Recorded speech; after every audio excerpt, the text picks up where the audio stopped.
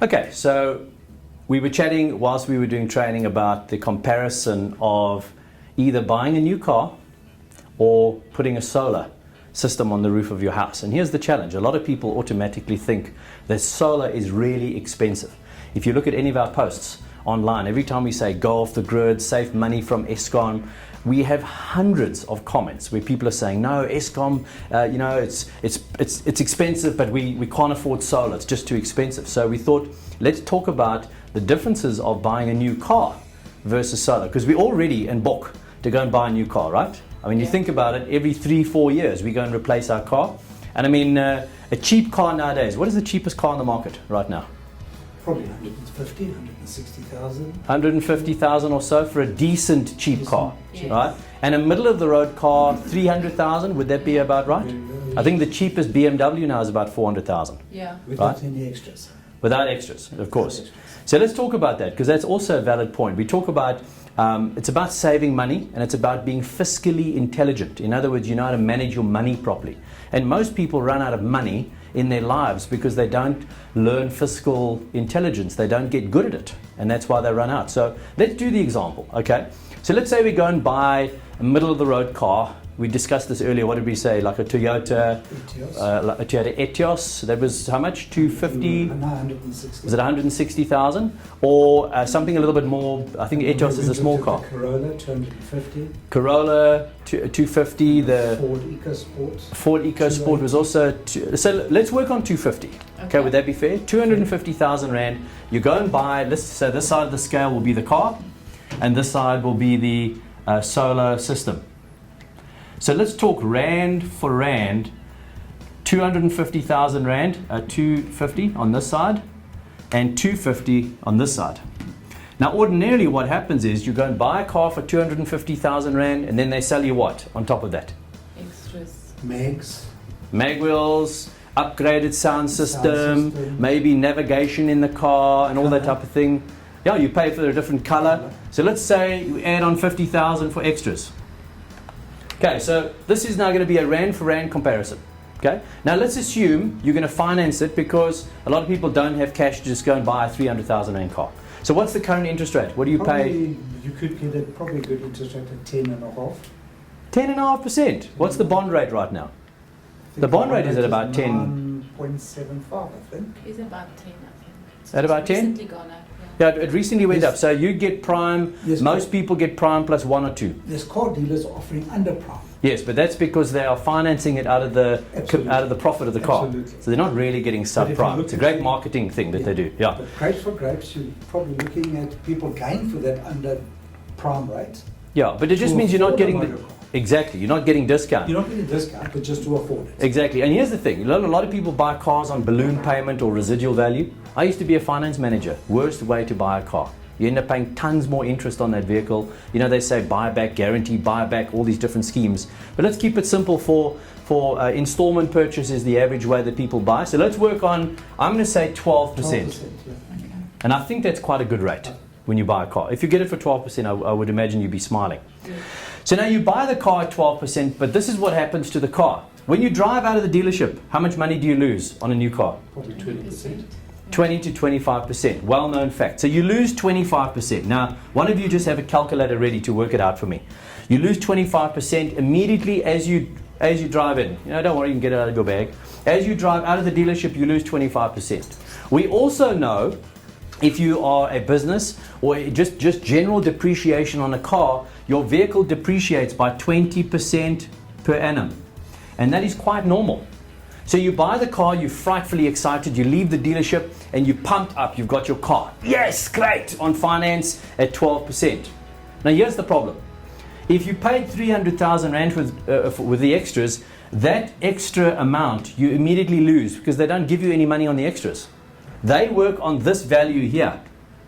So when you lose that 20 to 25%, you lose the 50,000 as well as 20 to 25% on the 250. So if we say, let's keep it simple and say 20% of the 250, how much are you losing in the first year? 25% gives you 187. It gives you 62,000 rand. So you lose 62,000 rand when you drive out of the dealership.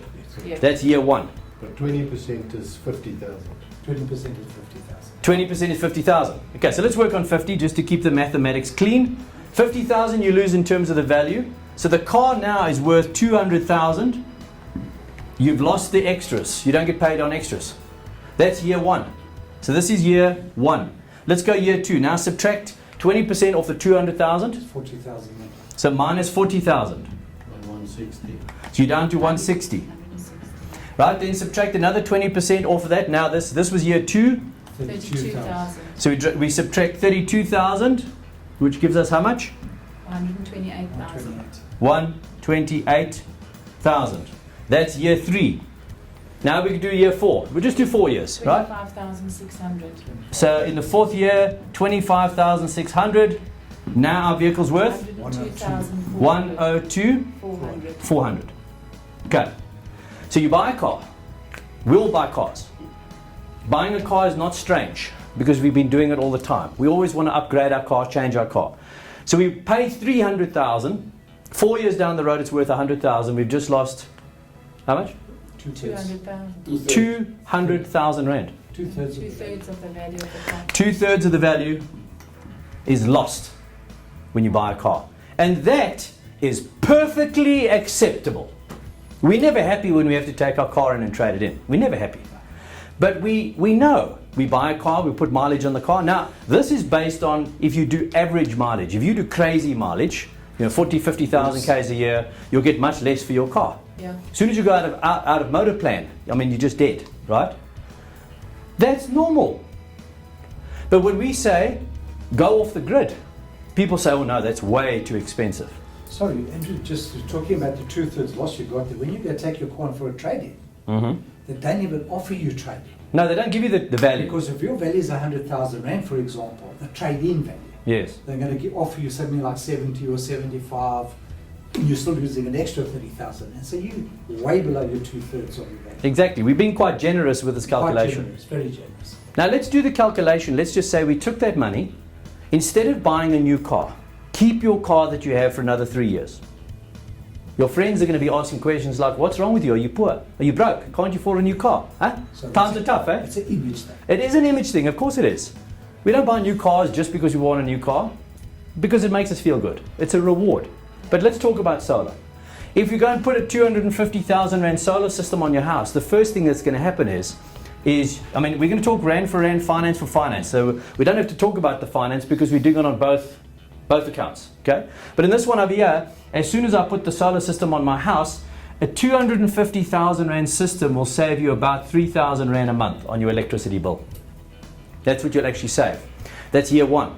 Now Eskom increases their electricity every year, so let's work on, let's be really, 9.5. 9.5, let's work on 10%, make it easy. So in year one, it's 3,000, that's 36,000 Rand you've saved in year one.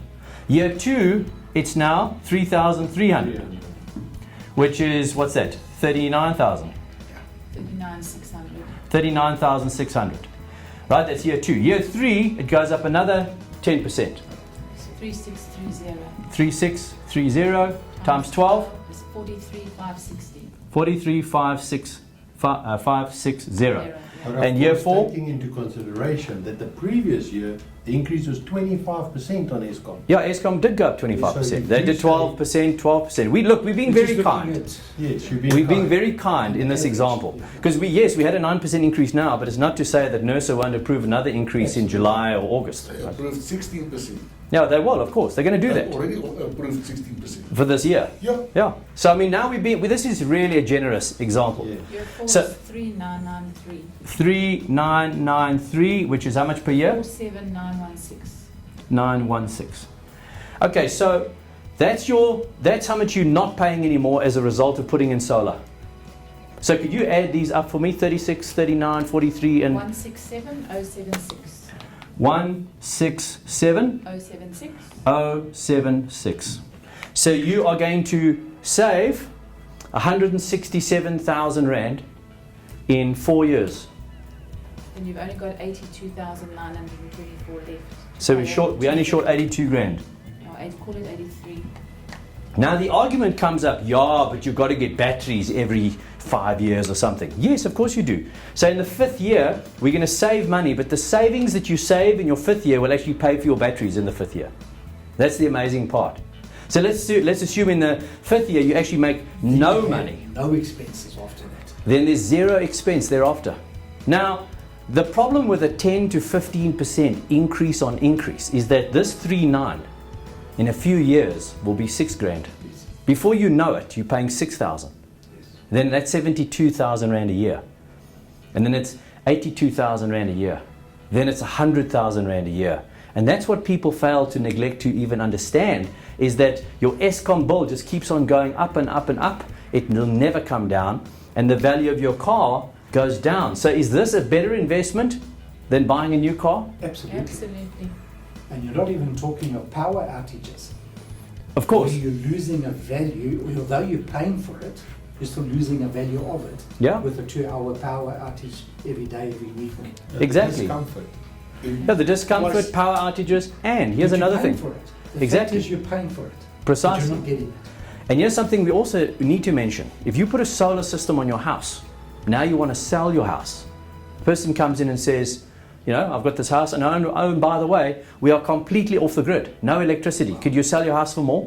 Oh, yes. I mean, you could add 2, 3, 400,000 rand onto the price of that house because of future savings on that house, which ordinarily you wouldn't have been able to save for, right? And the beauty that you've got there with your comparison, Andrew, is that on the car, you're already starting with a deficit by buying the car. Yes, You're at a loss. yes, With your solar system, you already own a house. So you already have a value, yes. where with a car you don't. Precisely.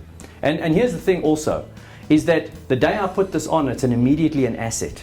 Asset, immediately. It's an asset It's because an asset on top remember, of an asset. definition of an asset is it's something that makes you money.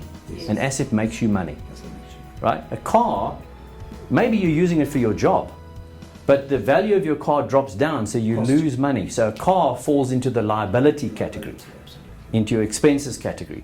Whereas a solar system is now part of the house, it's bolted onto the roof. You're not allowed to take it with you when you sell your house, but it increases the value of your home. And who knows? I mean, if you put on that system on your home, I would estimate you could bump up the price of your house by 500,000 rand by putting on a total off-the-grid system.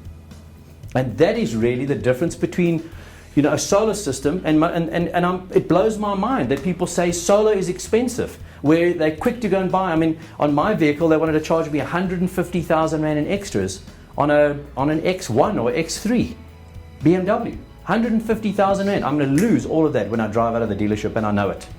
That's the scary part. So why don't we just hold back on buying a new car, put a solar system in. Once it's done, it's done. The panels last 20 years, the inverter lasts 20 years, and the batteries you replace. And obviously now, with Tesla coming along, you're getting this beautiful Tesla wall, the power wall, and they last 10 years.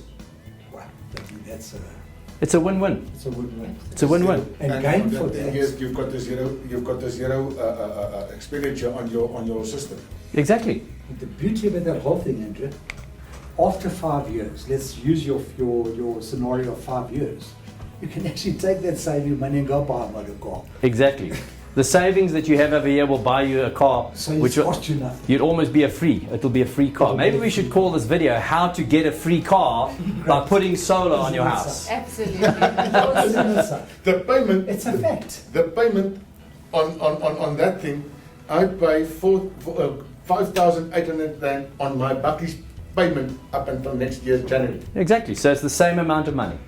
and eventually It's amazing. that's what I'm going to put back in my pocket. So there you have it. This is just a small example, and I know there's a lot of people that say yeah but. But the bottom line is the facts and the numbers don't lie.